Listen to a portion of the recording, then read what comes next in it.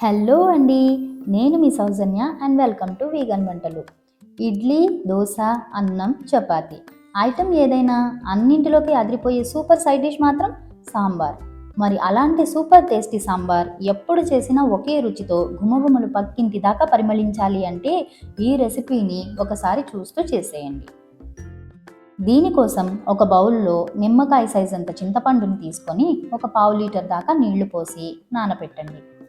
తరువాత కుక్కర్లో 1 కప్పు కందిపప్పు వేసి దాన్ని బాగా కడిగి స్టవ్ మీద పెట్టి మెత్తగా ఉడికించండి.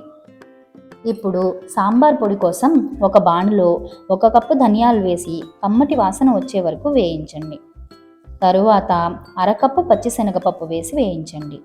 ఇక్కడ శనగపప్పు సాంబార్కి చిక్కదనాన్ని ఇస్తుంది. సాంబార్ నీళ్ళల్లా కాకుండా చిక్కబడి కన్సిస్టెన్సీ బాగుంటుంది. ఇప్పుడు పావు టీ స్పూన్ మెంతులు, 2 ఎండుమిరపకాయలు వేసి వేయించండి. నేను సాంబార్లో కలర్ కోసం పచ్చికారం వేస్తాను కాబట్టి 2 ఎండుమిరపకాయలు వేశాను. పచ్చికారం వేయకపోతే ఒక 4 నుంచి 5 ఎండుమిరపకాయలు కారానికి సరిపడా వేసుకోండి. ఇప్పుడు ఈ మిశ్రమాన్ని మిక్సీ జార్లోకి తీసుకొని మెత్తగా పొడి చేసుకోండి. తరువాత సాంబార్లోకి 2 మునక్కాయల్ని ఇలా ముక్కలుగా తరిగి పెట్టుకోండి.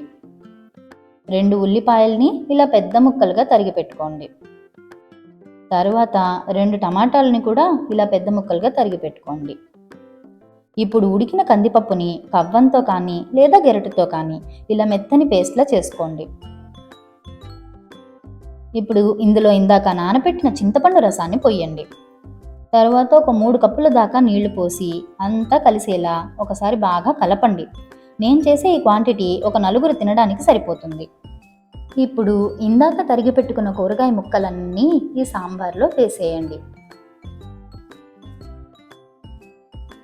తరువాత రుచికి సరిపడా ఉప్పు, పావు టీ స్పూన్ పసుపు, పావు టీ స్పూన్ కారం, పావు కప్పు సాంబార్ పొడి వేసి పొడి ఉండలు కట్టకుండా ఇలా పైనుంచి కలపండి. సాంబార్ పొడి కొద్దిగా ఎక్కువే పడుతుంది, అప్పుడే సాంబార్ చిక్కగా వచ్చి బాగుంటుంది. నేను ఇక్కడ 3 రకాల కూరగాయలు మాత్రమే వాడాను. మీరు కావాలంటే ఇంకా వేరే కూరగాయలు యాడ్ చేసుకోవచ్చు, కానీ ముక్కల క్వాంటిటీని అడ్జస్ట్ చేసుకొని యాడ్ చేసుకోండి, లేకపోతే ముక్కలు ఎక్కువ సాంబార్ తక్కువ అయిపోతుంది.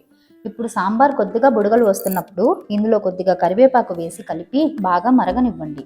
అప్పుడు పొడిలోని ఎసెన్స్ అంతా ముక్కల్లోకి పట్టి ముక్క రుచిగా ఉంటుంది. ఇప్పుడు మరిగిన సాంబార్లో పావు టీ స్పూన్ ఇంగువ, కొద్దిగా ఎండు కొబ్బరి తురుము వేయండి. ఇక్కడ ఎండు కొబ్బరి ఆప్షనల్, వద్దంటే స్కిప్ చేయండి.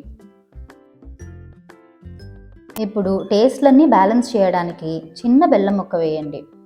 తరువాత తాలింపు కోసం కడాయిలో కొద్దిగా ఆయిల్ తీసుకొని వేడెక్కాక ఆవాలు వేసి చిటచిటలాడించండి. తరువాత కొద్దిగా జీలకర్ర వేసి వేగాక సాంబార్లో వేసి తాలింపుని కలపండి. ఇప్పుడు లాస్ట్గా కొత్తిమీర వేసుకొని 2 నిమిషాలు మరగనిచ్చి స్టవ్ ఆపేయండి. అంతేనండి, గుమగుమలాడే super tasty sambar ready. Try చేసి ఎలా ఉందో చెప్పండి. ఈ వీడియో కనుక మీకు నచ్చినట్లయితే ఒక లైక్ వేసుకోండి. మరిన్ని ఇలాంటి వీడియోస్ కోసం సబ్స్క్రైబ్.